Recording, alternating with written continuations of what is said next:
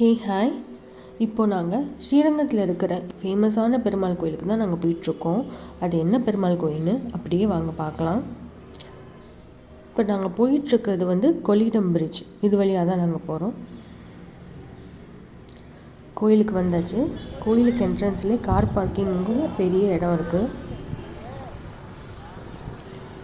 இது என்ன கோயில்னு பார்த்தீங்கன்னா சிங்கப்பெருமாள் கோயில், காட்டழகிய சிங்கப்பெருமாள் கோயில் அப்படின்னு சொல்லுவாங்க.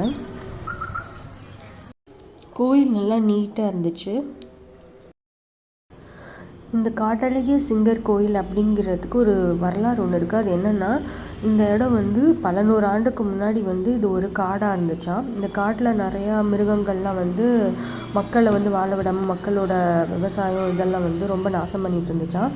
அப்போ பெருமாள் அதாவது நரசிம்ம பெருமாள் மக்களை காப்பாற்றினார் இந்த இடத்துல அப்படிங்கிறதுக்காக ஒரு மன்னர் இந்த கோயில் கட்டியிருக்காரு. அதனால் இதற்கு இந்த காட்டழகிய சிங்கர் கோயில் அப்படின்னு பேர் வந்துடும்.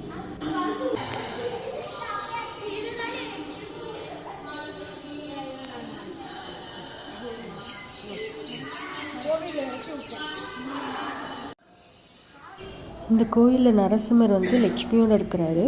அதனால் இந்த கோயில் ரொம்ப ஃபேமஸானது ஸ்ரீரங்கத்தில்.